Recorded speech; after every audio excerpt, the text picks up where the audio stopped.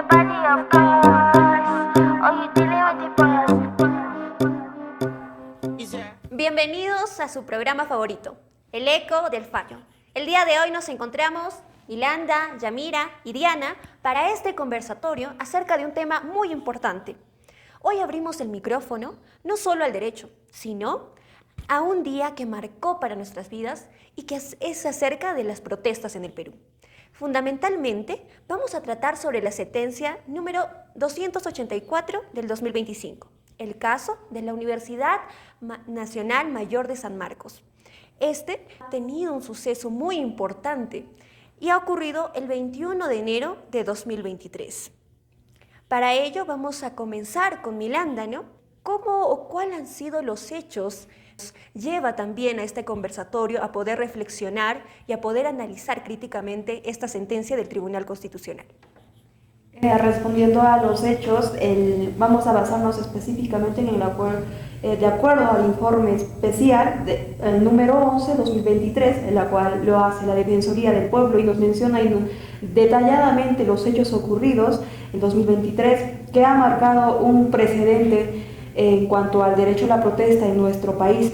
Específicamente, de acuerdo al informe especial, señalando que este acontecimiento se transgrede los derechos de las personas que estaban dentro de la universidad, y también esto ha sido corroborado y confirmado por la Defensoría del Pueblo, en la cual menciona que desde el 18 de enero de 2023 las personas ya habían estado dentro de la universidad y habían hecho acuerdos con los asambleístas o con los compañeros o alumnos, mejor dicho, de la universidad. Todas estas personas de la zona sur haciéndose notar su voz de protesta contra la expresidente Dina Boluarte, la cual nos menciona que han coordinado con diferentes gerentes estudiantiles, en la cual ha sido un ingreso normal a la universidad, que les han recibido. Es más, la Defensoría del Pueblo ha mencionado que se ha tenido informes de lo que habían llevado diferentes organizaciones, mantas, comidas. Entonces no era que habían transgredido, habían ingresado de forma arbitraria a la universidad, sino que habían estado en concordancia con los asambleístas de la universidad. Entonces, dada esta situación, la rectora de la universidad menciona que hace un llamado o convoca a la asamblea universitaria para que se pueda tomar decisiones sobre este caso, porque están ingresando a la universidad, o detalla qué, porque no. Entonces esto pasa de que a medida que la rectora va convocando a la asamblea, se va a hacer un diálogo con la Defensoría del Pueblo y las personas que están ahí. Entonces ahí es donde después de ello ocurre el 21 de enero una gran contingencia policial que se moviliza alrededor de 563 efectivos policiales, como si fuera una intervención a grandes organizaciones criminales, y en la cual menciona de que es más, hay fotografías de la Defensoría del Pueblo que se entra con un tanque irrumpiendo la puerta de ingreso número 3 de la universidad. La policía irrumpe y las denuncias de los intervenidos no se hacen de llegar al toque y revelan que existe un patrón de abuso entre ellos, entre todos, la cual nosotros también podemos verlos en las imágenes que se han transmitido por los medios de comunicación. Ahí se puede ver cómo es que la policía transgrede, cómo es que ingresan a la universidad. Sí, Milanda, pero fundamentalmente no ha sido también el aspecto físico, ¿no? Sino también ha vulnerado algo incluso muy importante que está dentro de nuestra Constitución, que es también, ¿no?, el derecho a la integridad, ¿no? Y es importante mencionarlo porque la agresión ha sido básicamente también física, pero también a la dignidad de la persona humana. Entonces quisiéramos que nos amplifiques un poco más acerca de ello. Claro, como mencioné, se han dado intervenciones y se ha transgredido el derecho a la integridad física más allá psicológica, como es, por ejemplo, uno de los que habían sido detenidos, favorecidos en este caso, alega que se ha agredido verbalmente a los que han estado dentro de la universidad cuando se les ha intervenido, que les ha dicho estudiantes con palabras muy vulgares. También se ha hecho referencia a las personas que vienen de la zona sur como frases discriminatorias, y también se les ha mencionado de que se les iba a imponer una pena de 15 años, ya fuiste, algo así. Entonces son palabras que una policía no puede hacer, discriminatorias a 192 personas, para cómo se les acuse al toque por usurpación agravada, y a 4 personas de terrorismo. O sea, independientemente de la situación, como han estado dentro de las universidades, creo ha transgredido las normas y los protocolos que las policías siguen en estos casos. Entonces se ve cómo es que no solo la agresión fue física, sino psicológica para cada uno. Es más, en las imágenes se muestra cómo hay personas que lloran sin hacer nada. Ellos no entendían, y hay algunas personas que ni siquiera hablaban bien el español. Había personas que hablaban el quechua y no entendían lo que pasaba, y los policías tampoco no entendían lo que ellos decían o cómo se podían defender. Bien, es justo ahí donde entra la justicia constitucional. ¿En qué tuvo que intervenir esta justicia? Hablamos en el derecho a la libertad y a la dignidad, las cuales fueron vulneradas. De igual forma, hablamos de la fuerza y la coacción masiva que utilizó la policía.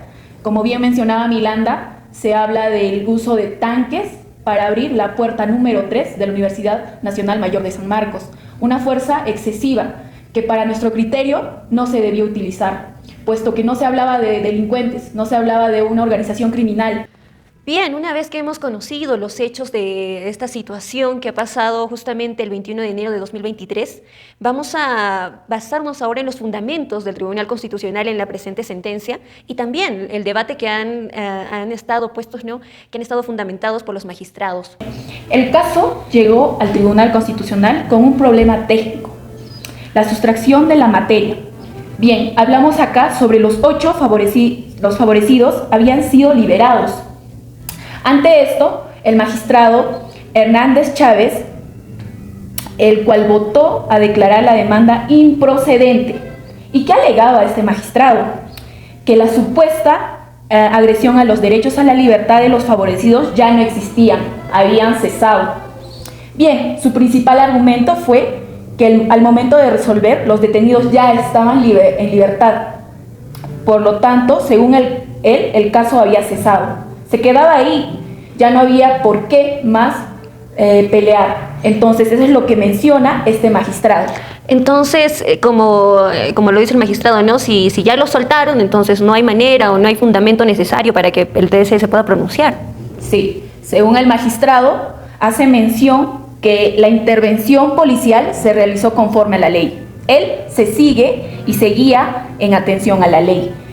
Porque en ese momento la regla que establecía sobre el Decreto Supremo número 009 del 2023, emitida el 14 de enero del 2023, que declara que el estado de emergencia estaban en diversas regiones. Esta incluía Lima.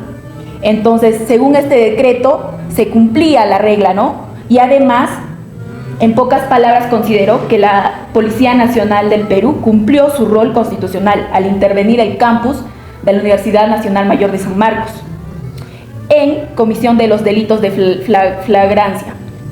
Es así también que podemos mencionar en esta parte que el magistrado Hernández Chávez menciona que la ley universitaria permite que la policía pueda ingresar al centro universitario. ¿Por qué? Porque está justificado que se haya ingresado la policía a la San Marcos. ¿Por qué? Porque se hizo una denuncia. Primeramente, el 20 de enero, a horas de la noche, el comunicador, abogado Abelardo Rojas, se ha apoderado judicial de la Universidad San Marcos, que hace una denuncia dirigida al coronel de la Policía Nacional del Perú, Víctor Sanabria, el jefe de la región policial, indicando que había personas que habían procedido a tomar todas las puertas de la Universidad de San Marcos. Entonces es allí que se fundamenta en esto. Después, el 22 de enero también se hace mediante un comunicado, se menciona los hechos violentos que estaban generando estas personas dentro de la universidad. Es lo que manifiesta el comunicador de la universidad, en la cual hace esta denuncia también, en la cual menciona que también a veces se estaba sustrayendo elementos electrónicos y también chalecos de las personas de seguridad que estaban violentando a estos mismos. Entonces es allí donde el magistrado se ampara de que en la ley universitaria que puede hacer ingreso en flagrancia, como se menciona, pero eso se ha hecho debido a la denuncia anteriormente. Entonces la policía menciona de que ellos han seguido el protocolo, que ha habido una denuncia y ellos han constatado el hecho. Sí, justamente agarrando ese último punto y también lo que mencionaba Diana respecto al magistrado, ¿no? Decían que en realidad el procedimiento se había dado de forma legal. Sin embargo, hemos visto con los hechos que has mencionado que la Defensoría del Pueblo ha emitido un informe y allí están los hechos demostrados, que incluso, más allá de lo que tú has mencionado, Milanda, comprobó que no había fiscales presentes al inicio del operativo.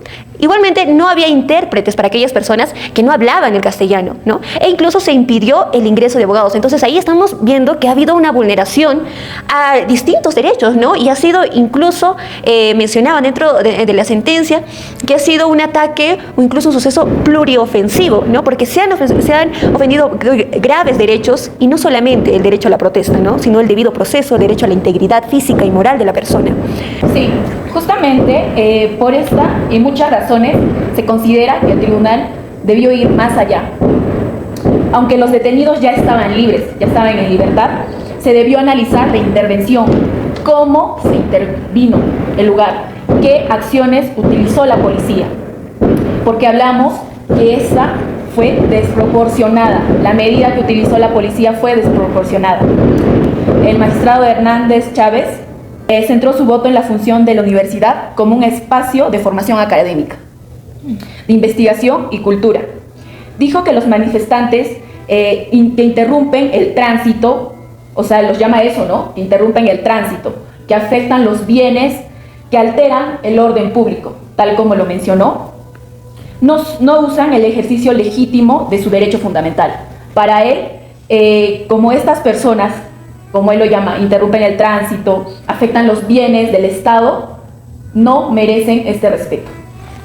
Entonces estaríamos mencionando de que el Tribunal Constitucional, a todo lo fundamentado más anteriormente, podríamos decir que se ha reconocido el derecho a la protesta, o sino que tiene un límite bastante estricto en cuanto al derecho a la protesta.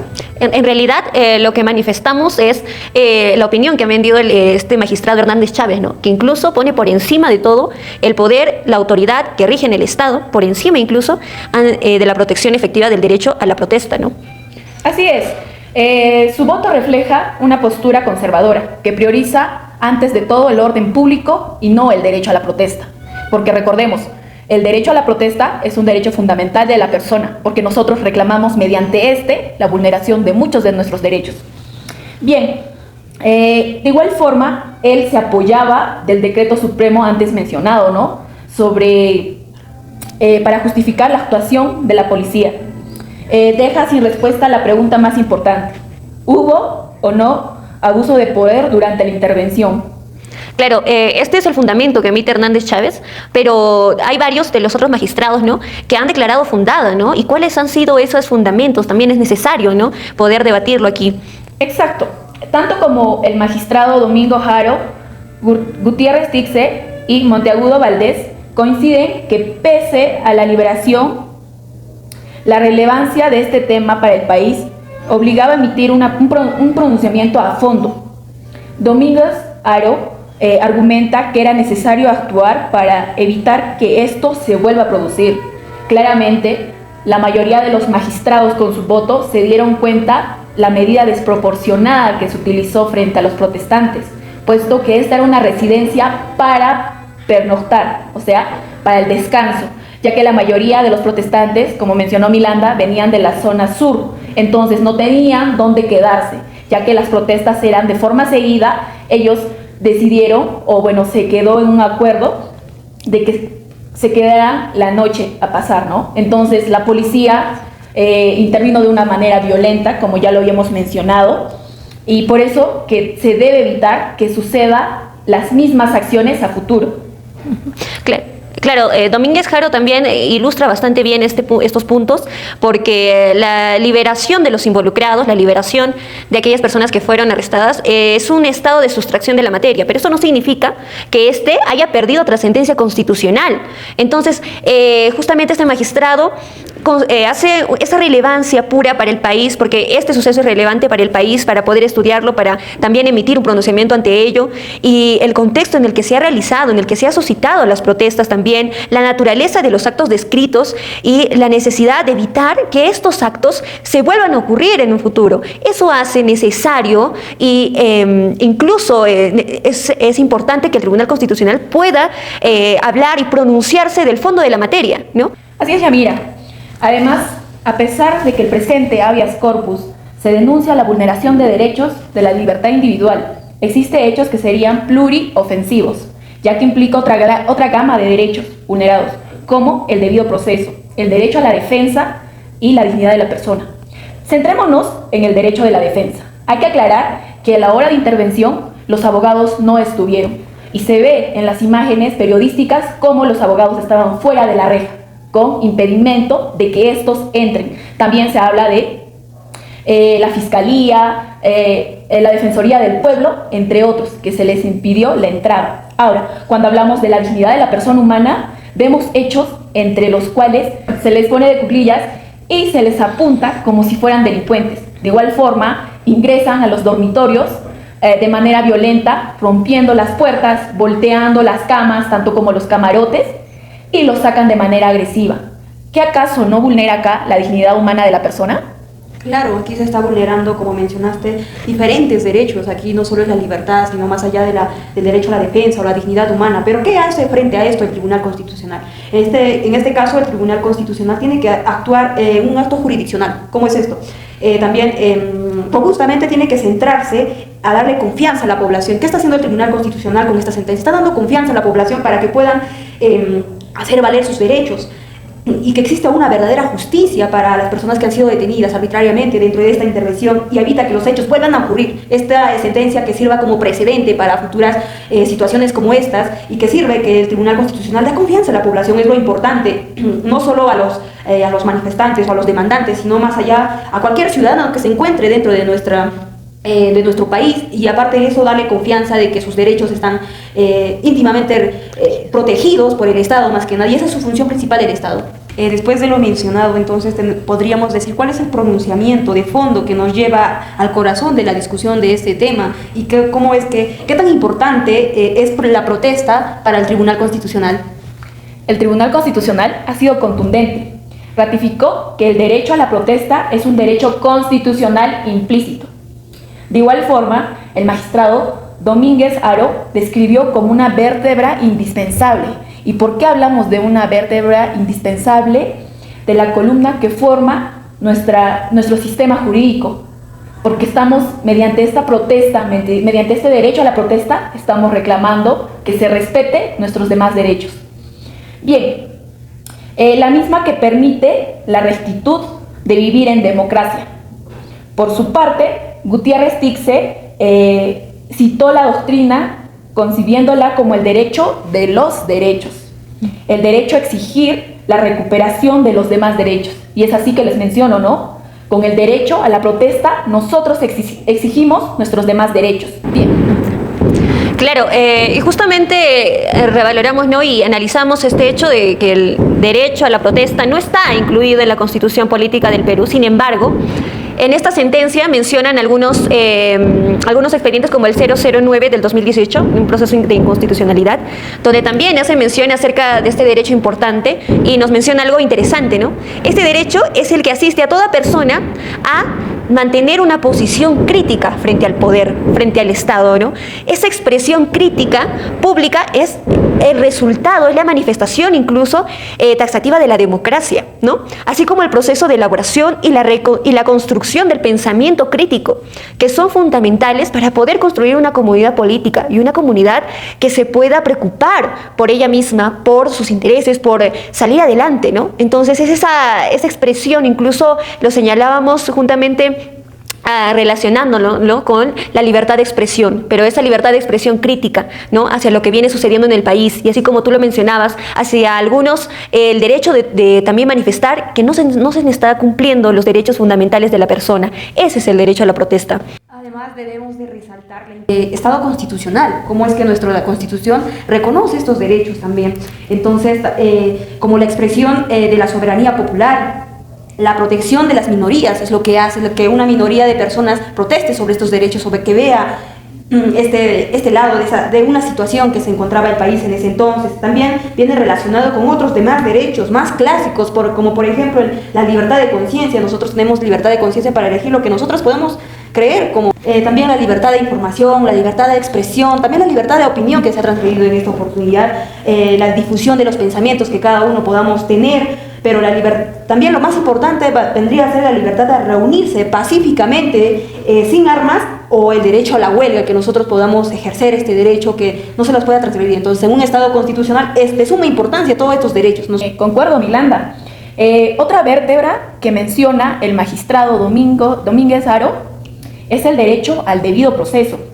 Debemos entender que este no solo se refiere a un solo ámbito judicial, sino se extiende a todos los actos que emanan del gobierno, ya sean judiciales, administrativos o en este caso policiales, como mencionamos. Todo proceso no puede ser irregular como el que se actuó en este caso, ¿no?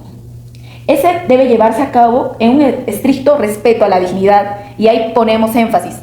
¿Hubo un respeto a la dignidad hacia los protestantes? No, claramente nos damos la respuesta de que no hubo un respeto a su dignidad. Y de igual forma a los derechos humanos que conlleva, ¿no? Y nos damos cuenta que este debido proceso no se cumplió. Y esto por parte de la policía. Claro, el debido proceso también no solamente significa en el nivel judicial, sino también puede ser administrativo e incluso policial. Entonces es necesario valorar ese punto específico, ¿no? Y también todo ello va dentro de un marco importante que es el principio democrático de la convivencia pacífica. Entonces, tanto manifestantes como la policía, ambos necesitan y están obligados a comportarse de una determinada manera. Así como a la población se le exige que salga de manera pacífica, la policía también debió cumplirlo de acuerdo a la norma que lo rige, ¿no? De acuerdo al procedimiento que le corresponde. Pero de allí nos preguntamos, ¿no? ¿Por qué entonces, en este caso, la policía actuó con tanta dureza? Incluso dentro de un campus universitario, ¿no? Donde debería ser realmente respetado. Bien, Yamira, como menciona la Procuraduría Pública del Sector Interior de la Policía Nacional del Perú, refiere que las intervenciones a las instalaciones de la Ciudad Universitaria Mayor de San Marcos se realizó sin el uso de armas y la debida seguridad para los detenidos y el personal policial. Además, la intervención se dio como respuesta a los hechos denunciados por diversos agentes de seguridad de esta casa de estudios, por posibles amenazas de los estudiantes de agredirlos si no se alejaban del lugar, sustrayendo sus radios de comunicación y chalecos. También podemos añadir a esto que se justificaron utilizando el Decreto Supremo 009-2023, como mencionaste anteriormente, en la cual menciona que se establecía que el Estado peruano estaba en un estado de emergencia. Entonces ahí se justifica con este Decreto Supremo, y además dentro de este estado de emergencia, como bien entendemos, quedan suspendidos diferentes derechos, como el derecho a la inviolabilidad de domicilio, a la libertad de tránsito por el territorio nacional, también a la libertad de reunión, a la libertad y a la seguridad nacional. En esta situación, la Policía Nacional del Perú aduce también que en la situación del estado de emergencia no necesitan un orden fiscal o judicial para requerir a cualquier persona su documento nacional de identidad, intervenir o registrar incluso a los sindicatos o a los imputados, ¿no? Incluso algo importante, ¿no? Mencionaban cómo se actuaban en los casos de flagrancia, ¿no? Y la Policía Nacional de Perú tiene ese seguimiento de aprender, reprender y detener y poner a disposición de la autoridad competente al autor o autores o participantes de un hecho delictuosos. Entonces podríamos entender si en realidad lo estaban llamando como tal, ¿no? Esta protesta, lo estaban llamando como actos incluso delictivos. Esa es la pregunta clave sobre el uso de la fuerza. Bien, recalcando de nuevo y mencionando al magistrado Domingo Aro, recordó que la Policía Nacional del Perú, si bien puede usar la fuerza, debe hacerlo bajo principios. ¿Y cuáles son estos principios que mencionamos? El primero, y que muchos conocemos, el principio de legalidad, el principio de necesidad y el principio de proporcionalidad. El uso debe ser el mínimo necesario, y acá nos damos cuenta que el uso no fue mínimo necesario.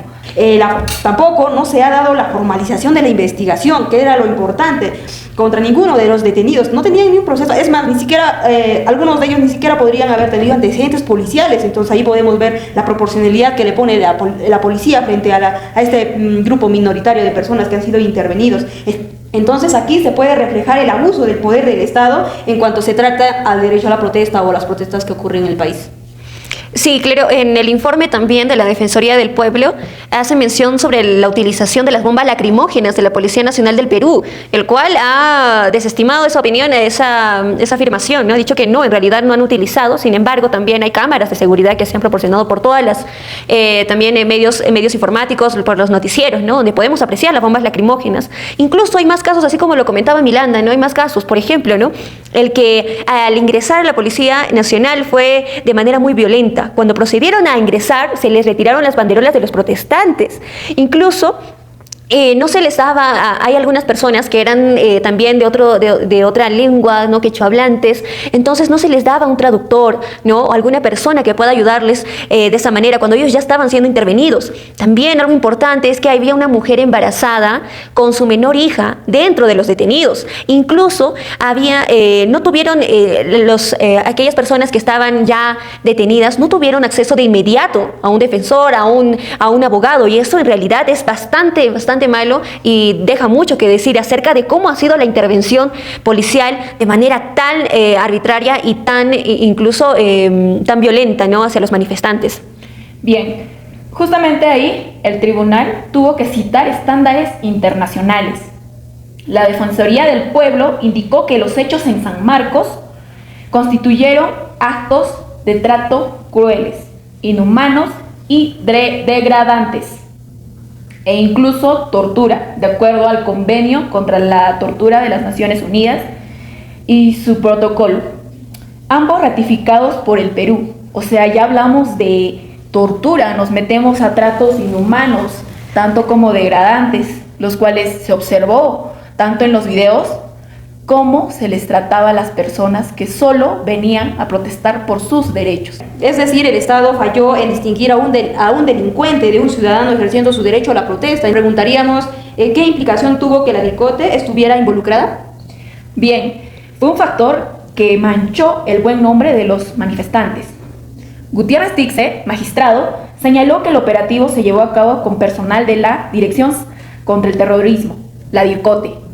¿Qué hace la DIRCOTE ahí? Nos preguntamos. Un hecho rechazado por la propia Universidad Nacional Mayor de San Marcos. Esto es un ejemplo de señalamientos infundados. ¿Cómo puedes acusar a unos protestantes de terroristas? Algo que marcó profundamente al Perú, atentando contra el buen nombre de los manifestantes. O sea, todos los protestantes que exigimos nuestro derecho, ¿somos terroristas? Sí, claramente hoy en día incluso podemos ver que muchos de estos defensores de la Policía Nacional o incluso políticos, ¿no? En nuestro Estado peruano se han acostumbrado a ello, a poder de alguna manera terruquear a aquellas personas que salen de protesta, ¿no?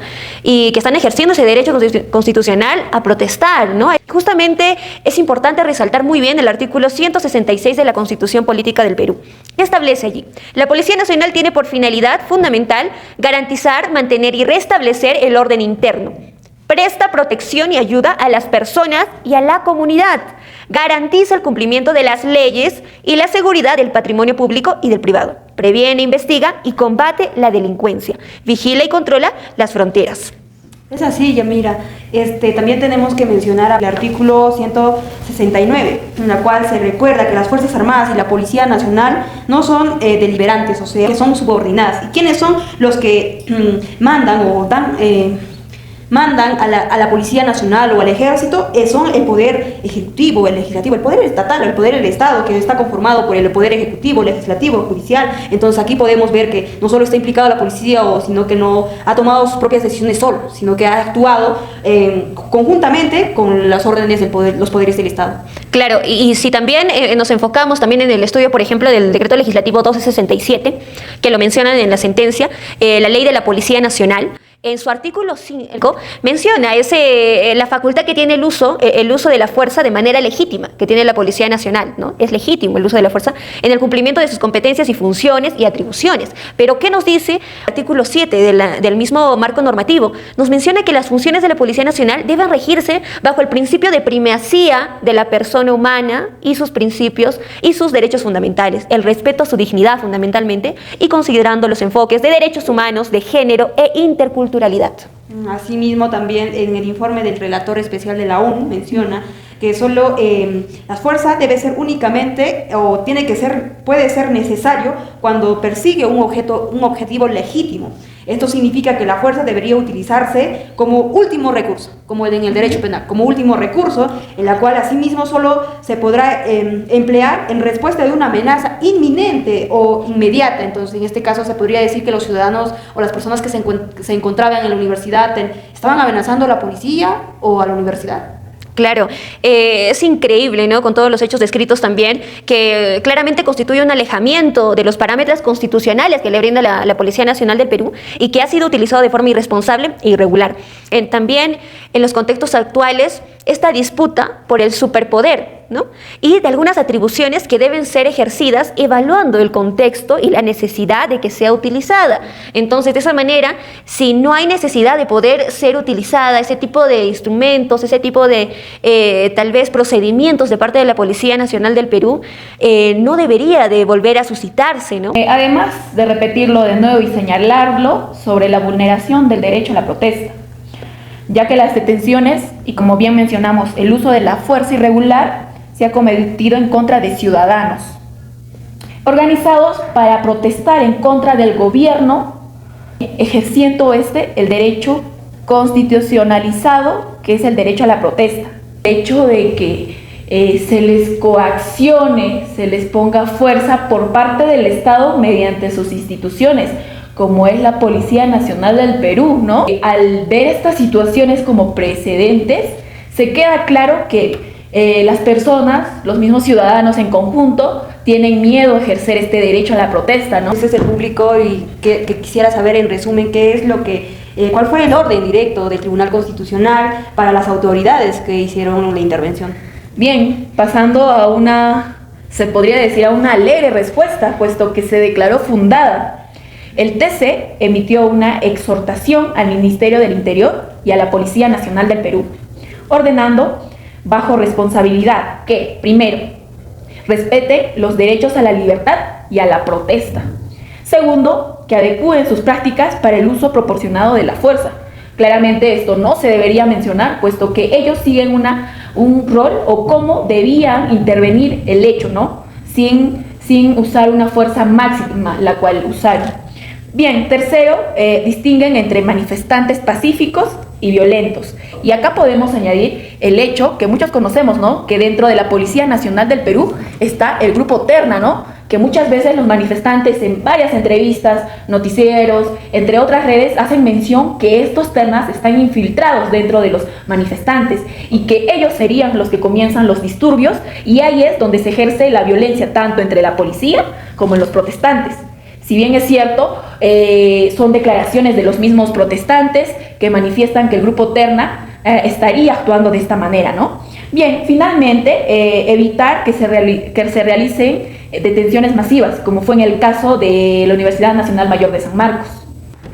Muy bien, Diana y Milanda, vamos a pasar al último segmento también de la presente conversación. Y es las reflexiones y la conexión con la actualidad. Y claramente ya hemos mencionado algunas de las reflexiones durante también el proceso en el cual hemos analizado esta sentencia del Tribunal Constitucional, pero no podíamos pasarlo o dejarlo de lado, ¿no? Porque es necesario hacer las debidas aclaraciones en cada punto y en cada fundamento que han mencionado los magistrados.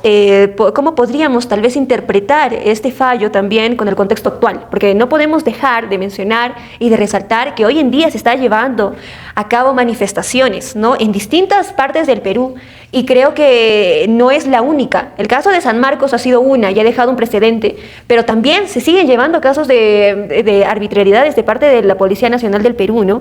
Entonces también debemos involucrarnos dentro del contexto actual. Sí, bien, como menciona Yamira, mencionando en la actualidad, ¿no? Sobre las protestas de la generación Z, ¿no? Jóvenes que salen a marchar por el respeto de sus derechos. Bien, este fallo establece precedentes vinculantes para futuras intervenciones, como bien lo mencioné. Es crucial porque es un ejemplo al recordar eventos como tanto el 9 de enero en Juliaca, un precedente que nunca se debe olvidar para la ciudad de Puno, o cualquier otra protesta donde la represión policial haya sido fuerte. Y no solo este caso que hablamos sobre la intervención en San Marcos, sino, como mencioné, en las protestas del 9 de enero y en las actuales protestas que está estableciendo la generación Z. Bien, el TC está diciendo que la policía debe tener protocolos que distingan, no pueden detener a casi más de 200 personas, en su mayoría las cuales fueron personas humildes. De igual forma, las cuales vinieron a la capital, ¿para qué? Para hacer respetar sus derechos y a la vez en contra del anterior gobierno, ¿no? Bien. Y también pienso que la llamada generación Z actualmente también está haciendo valer sus derechos. Como podemos mencionar en la actualidad, como mencionó Yamira, también existen muchas movilizaciones en contra del ex gobierno de la expresidenta Dina Boluarte y el presente gobierno de José Gueri. La participación de la generación Z, tanto como los afectados, los estudiantes de la Universidad Mayor de San Marcos, esto enfatiza cuál es la importancia de esta generación, cómo está participando en la vida política esta generación, cuál es su participación activa frente a la política, y es de suma importancia porque, como mencionó el magistrado Domínguez Jaro, enfatizó que la universidad constituye una de las instituciones más importantes en una sociedad democrática. ¿Por qué? Porque es una cuna de ideales y el debate, que no se centra solo en conformarse con el Estado lo que le da, sino que también hacer valer sus derechos, y creo que esta generación Z está haciendo esto. Como nosotros, jóvenes, como nosotros, es importante involucrarnos en la vida política y la sociedad y garantizar las decisiones políticas que se toman dentro del Estado. Entonces es de suma importancia que esta generación y nosotros como estudiantes llamemos también a la población de que se puedan, de alguna manera, como decía en los medios de comunicación, la generación Z abrió los ojos. Entonces es de suma importancia que los jóvenes como nosotros actuemos en la vida política del Estado. Absolutamente de acuerdo, Milanda. Y justamente mencionar algo que se habló dentro del análisis crítico sobre la sentencia, el estado de emergencia que se da durante ciertos momentos no puede suspender el estado constitucional de derecho. Eso no puede suspenderlo. Y también entender que dentro de una sociedad política, el hecho de que haya la protesta, este derecho a la protesta, es natural. Y el Estado debe responder de manera que haya la mejor o la vía idónea para que se puedan respetar o para que haya la protección de las libertades fundamentales, ¿no? No de manera arbitraria, como usualmente lo hemos visto y lo hemos notado actualmente. Bien, algo para conectarnos con ustedes, nuestros oyentes. La pregunta que se vendría para ustedes es, ¿creen que los protocolos policiales se han adecuado tras esta exhortación? Y bien, nos podemos dar a respuesta, ¿no?, con las actuales marchas y con el precedente que dejó el 21 de enero de 2023, que fue sobre la intervención policial a la Universidad Nacional Mayor de San Marcos. Entonces, con las actuales marchas nos damos respuestas si es que la policía mejoró estos protocolos, se podría decir. Bien, la segunda pregunta es si hemos visto realmente un cambio en la forma en que las autoridades distinguen entre manifestantes pacíficos y los violentos en las calles de Lima o de las provincias. Y creo que estas dos preguntas calzan exactamente a la actualidad, ¿no? Ustedes mismos, viendo la realidad actual con la marcha actual de la generación Z, pueden respondernos esta pregunta. La justicia constitucional ha cumplido, el Tribunal Constitucional ha cumplido al establecer límites dentro de esta sentencia, y también forma parte de un precedente importante para las cosas futuras que puedan pasar en nuestro país. Entonces, ahora la pelota está en la cancha del Poder Ejecutivo y de la Policía Nacional para que esta sea una exhortación, para que esto se dio bajo la responsabilidad de ¿quién? Del Poder Ejecutivo, Legislativo.